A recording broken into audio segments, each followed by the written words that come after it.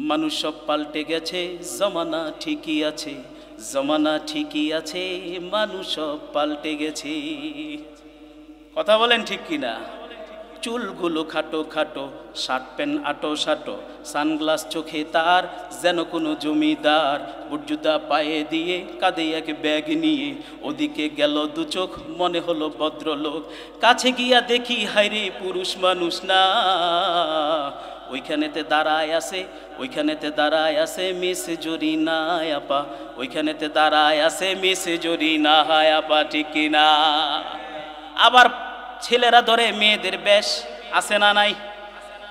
লম্বা লম্বায় আছে চুল, কানেতেও আছে দুল, হাতেতে সোনার চুড়ি, চিকন ফিতার গুড়ি, পাঞ্জাবি গায়ে দিয়ে কাঁধে আছে ওড়না ঝুলানো, হেঁটে চলে আঁকা বাঁকা যেন কোনো নায়িকা। কাছে গিয়া দেখি হায়রে মাইয়া মানুষ না, ওইটা হইল আমগো পাড়ার মিস্টার সোহেল রানা, ওইটা হইল আমগো পাড়ার মিস্টার সোহেল রানা। হাই আগের মতো শান্তি তো আর এখন পাওয়া যায় না, মানুষ সব পাল্টে গেছে, পাল্টেনি তো জমানা, ঠিক কিনা?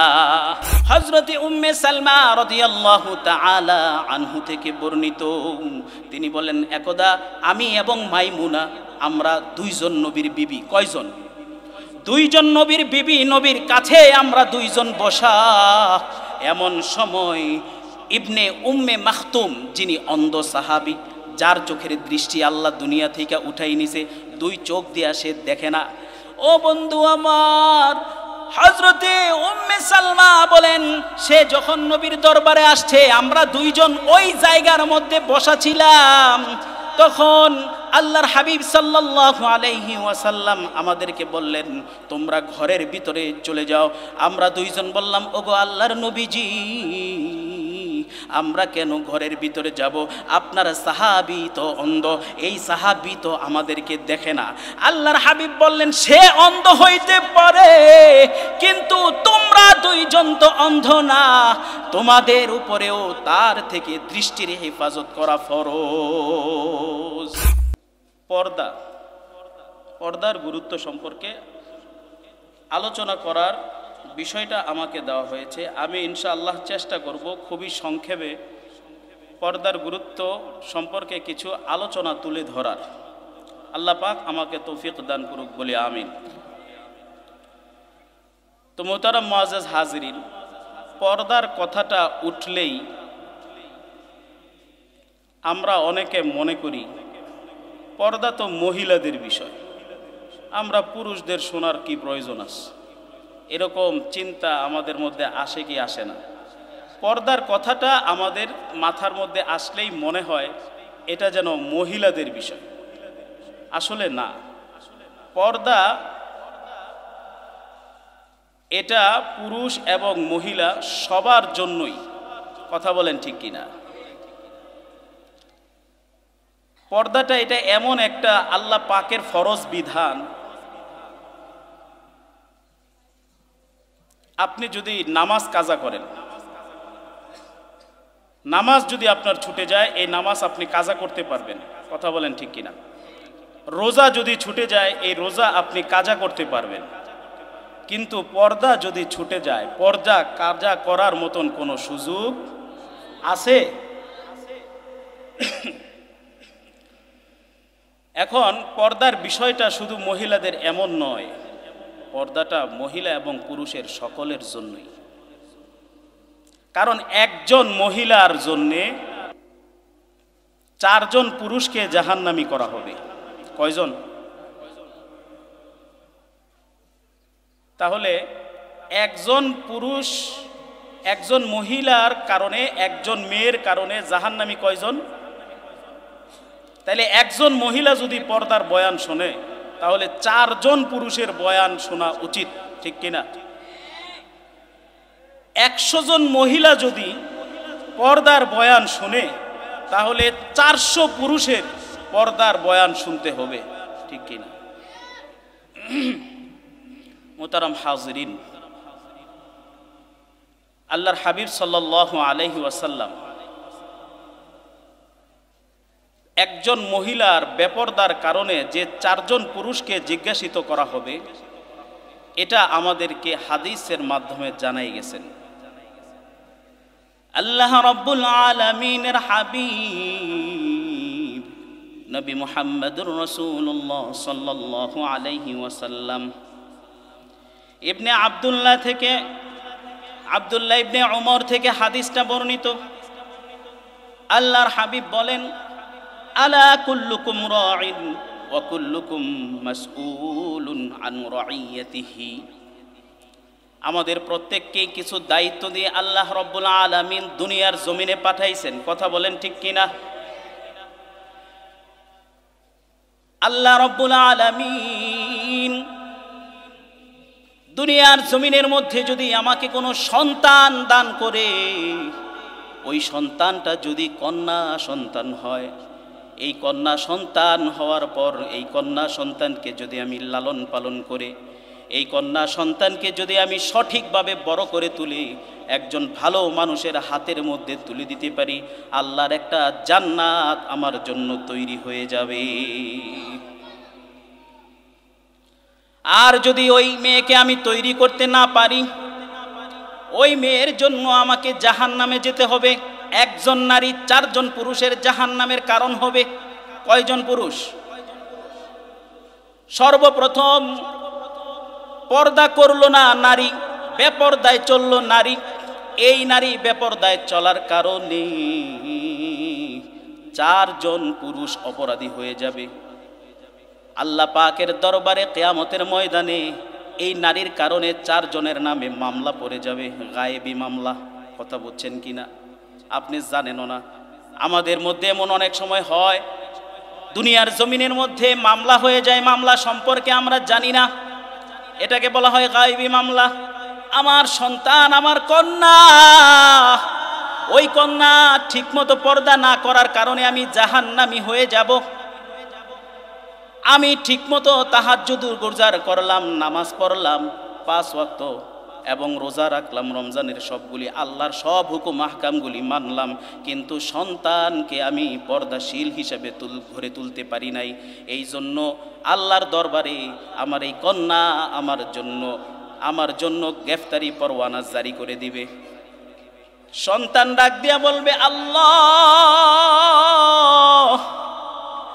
এ আল্লাহ, আমার বাবা আমাকে পর্দা সম্পর্কে বলে নাই, পর্দা সম্পর্কে না বলার কারণে আমি পর্দার গুরুত্ব জানি নাই, বুঝি নাই, এই জন্য আমি পর্দা অবলম্বন করি নাই। আমাকে যদি আজকে আপনি জাহান্নামে পর্দার কারণ দেন, তাহলে সর্বপ্রথম আমার বাবাকে আপনি গ্রেফতার করেন। বলেন নাউজুবিল্লাহ। 2 নাম্বার অপরাধী হয়ে যাবে ওই মেয়ের ভাই। কে হবে? ভাই অপরাধী হয়ে যাবে। আল্লাহর কাছে বলবে, ও আল্লাহ তাআলা, আপনি আমাকে একটা বড় ভাই দিছেন, এই ভাই পর্দা সম্পর্কে আমাকে কিছু বলে নাই, আমাকে কিছু জানাই নাই, এই ভাই পর্দা সম্পর্কে আমাকে বুঝ দেয় নাই, পর্দার গুরুত্ব আমাকে তুলে ধরে নাই। আমি দুনিয়ার মধ্যে পর্দাহীনভাবে চলাফেরা করেছিলাম, এই জন্য আজকে আমাকে আপনি গ্রেফতার করেছেন। আমার ভাই যদি আমাকে একটা ধমক দিয়া পর্দাটা শিখাইতো, তাহলে তো আমি পর্দা শিখতে পারতাম। আমি তার কারণে পর্দা শিখতে পারি নাই, আপনি তাকেও গ্রেফতার করে নেন। বলেন নাউজুবিল্লাহ। 3 নম্বরে ওই মেয়ে তার স্বামীর বিরুদ্ধে নালিশ দিবে। কার বিরুদ্ধে নালিশ দিবে? আরো জোরে বলেন, কার বিরুদ্ধে? স্বামীর বিরুদ্ধে নালিশ দিবে। আল্লাহ, ও গো আল্লাহ তাআলা,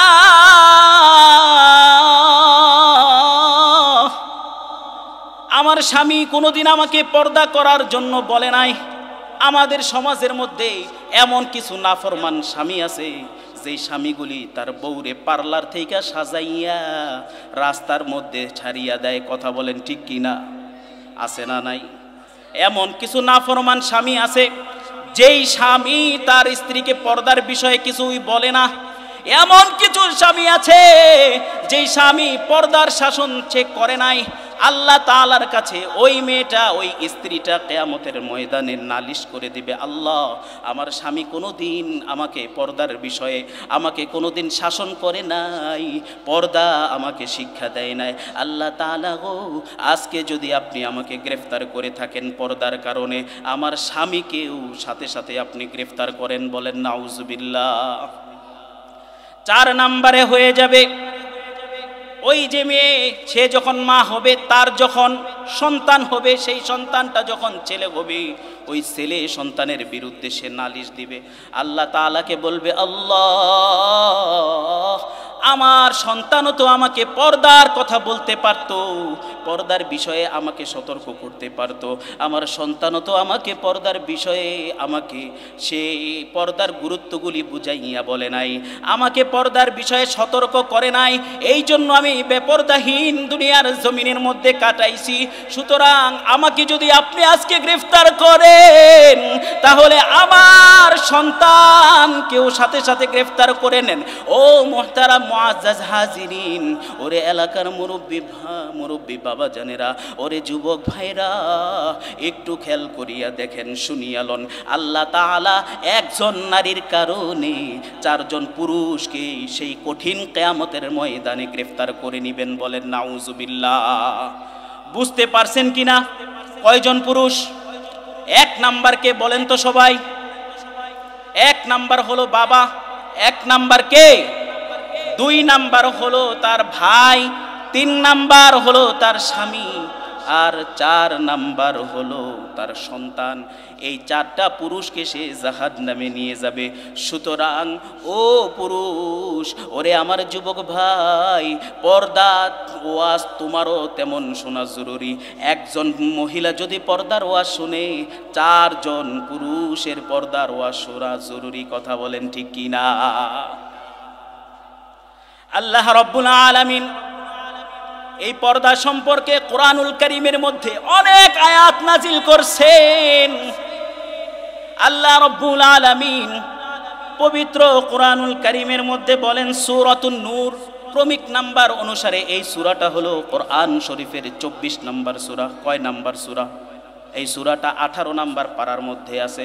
এই সূরার 30 নাম্বার আয়াতের মধ্যে আল্লাহ রাব্বুল আলামিন আমাদেরকে পর্দা সম্পর্কে সতর্ক করছেন। আল্লাহ রাব্বুল আলামিন বলতেছেন, কুল লিল মুমিনিনা ইয়াগুদ্দু মিন আবসারিহিম ওয়া ইয়াহফাযু ফুরুজাহুম যালিকা আযকা লাহুম ইন্নাল্লাহা খাবীরুম বিমা ইয়াসনাউন। আল্লাহ রাব্বুল আলামিন বলেন, হে নবী, মুমিন পুরুষদেরকে বলুন তারা যেন তাদের নজরের হেফাজত করে এবং তাদের লজ্জাস্থানের হেফাজত করে। এটাই তাদের জন্য অনেক বেশি পবিত্র এবং এটাই তাদের জন্য নিয়ম। আর তারা যা কিছু করে সেটা প্রকাশ্যে করুক অথবা গোপনে করুক, সব কিছুর খবর রাখেন কে? আরো জোরে বলেন কে? আল্লাহ সব কিছুর খবর রাখেন। কথা বলেন ঠিক কিনা? এ মুহতারাম মুআজ্জাজ হাজিরিন, আজকে আল্লাহ পাক আমাদেরকে পর্দার সম্পর্কে শুধু নারী নয়, পুরুষ সহ সকলকে সতর্ক করছেন। পুরুষের যে দায়মি ফরজ আছে কয়টা, এটা কি আমরা জানি? বলেন তো, পুরুষের দায়মি ফরজ কয়টা? যদি না জানেন বলে দেই, অনেকে 2-1 জন কইতে পারছে। এই যারা তাবলিগে সময় লাগাইছে বা মাদ্রাসার মধ্যে পড়ছে হয়তো বা তারা বলতে পারবো। আসলে তাবলিগ আমাদের জন্য একটা রহমত। কথা বলেন ঠিক কিনা? এই তাবলিগ চলতে ফিরতে একটা মাদ্রাসার মতো, কারণ অনেক কিছুই এই তাবলিগের মাধ্যমে অজানা বিষয়গুলি আমরা জানতে পারি। ঠিক কিনা? পুরুষদের দায়মি ফরজ হলো 3টা। কয়টা? 1 নাম্বার, সর্বহালতে সে কি করবে? ঈমানি অবস্থায় থাকবে। কথা বলেন ঠিক কিনা? আর 3 নম্বরে হলো সে তার অধীনস্থ নারী যারা আছে, এই যে একটু আগে যে হাদিসটা আমি বললাম, অধীনস্থ নারীদেরকে সে পর্দার মধ্যে রাখবে। তার বিবি, বোন, মা, হ্যাঁ, ফুপু, খালা, এরকম যারা আছে সবাইকে সে পর্দার মধ্যে রাখবে। এটা হলো দায়মি ফরজের মধ্যে 3 নাম্বার। কথা বুঝতে পারছেন? আর আল্লাহ রাব্বুল আলামিন আমাদেরকে বলছেন চোখের হেফাজত করার জন্য। কিসের হেফাজত করার জন্য? কিন্তু আমরা কি চোখের হেফাজত করি?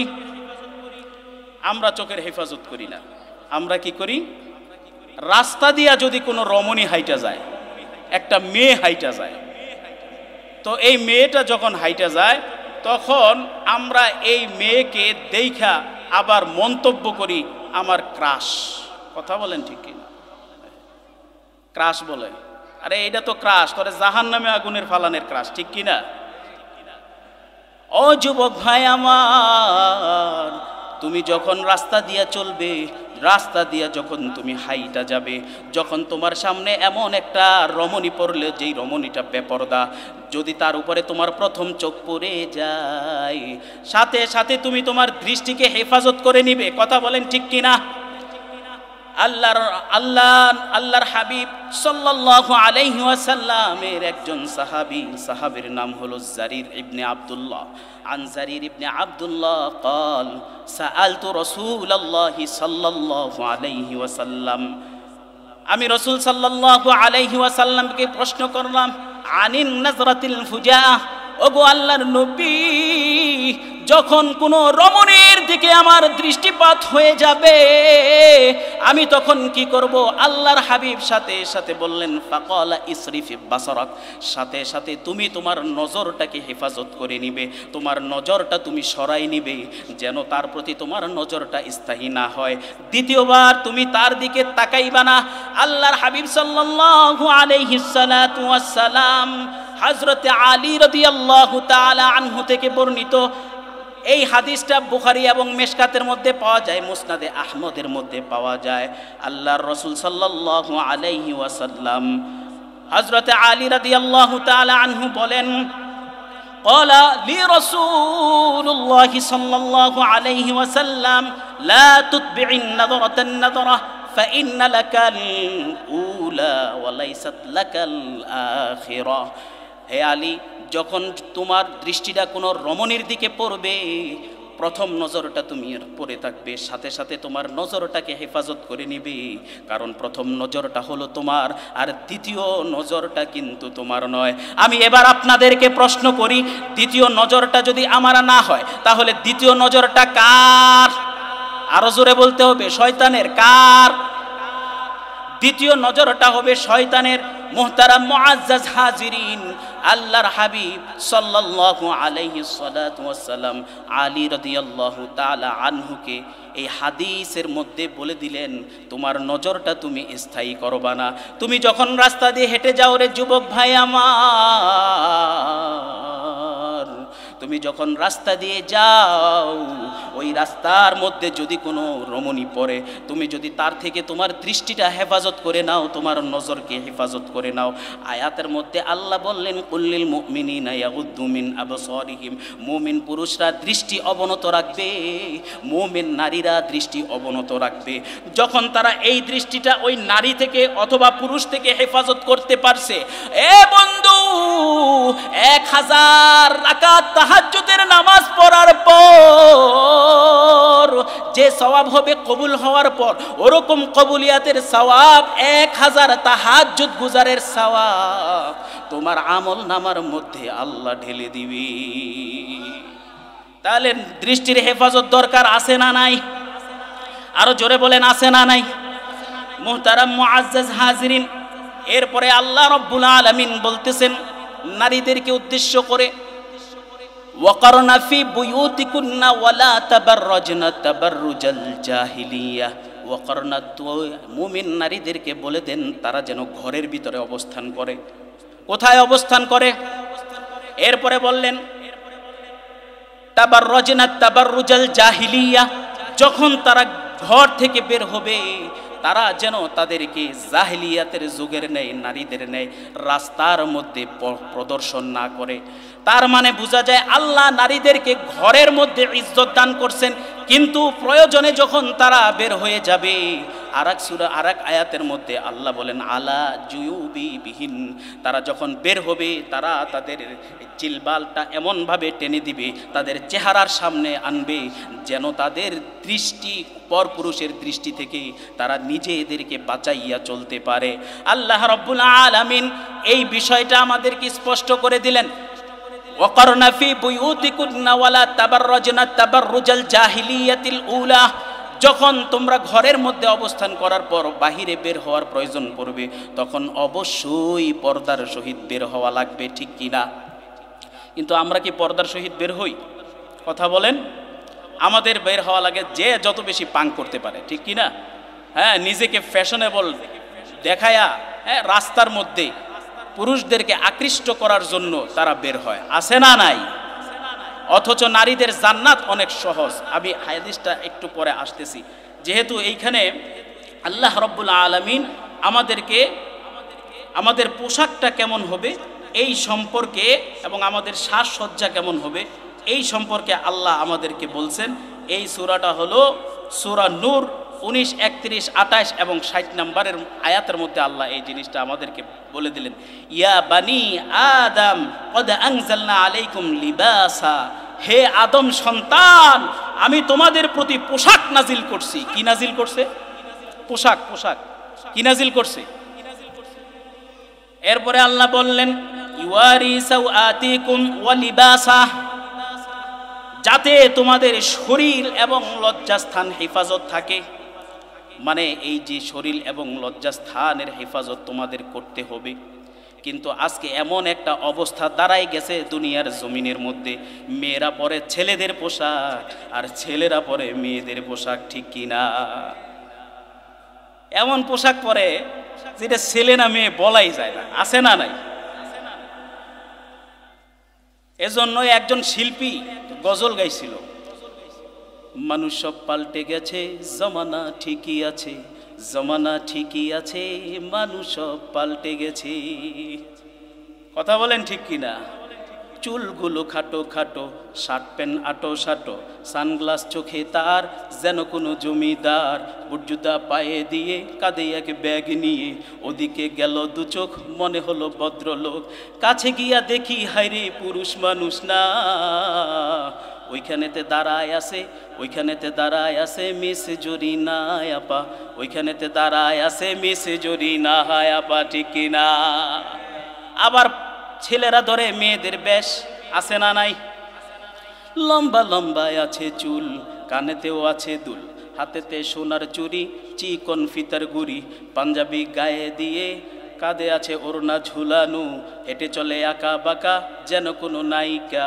কাছে গিয়া দেখি হায় রে মাইয়া মানুষ না, ওইটা হইল আমগো পাড়ার মিস্টার সোহেল রানা, ওইটা হইল আমগো পাড়ার মিস্টার সোহেল রানা। হাই আগের মতো শান্তি তো আর এখন পাওয়া যায় না, মানুষ সব পাল্টে গেছে, পাল্টে নি তো জমানা, ঠিক কিনা?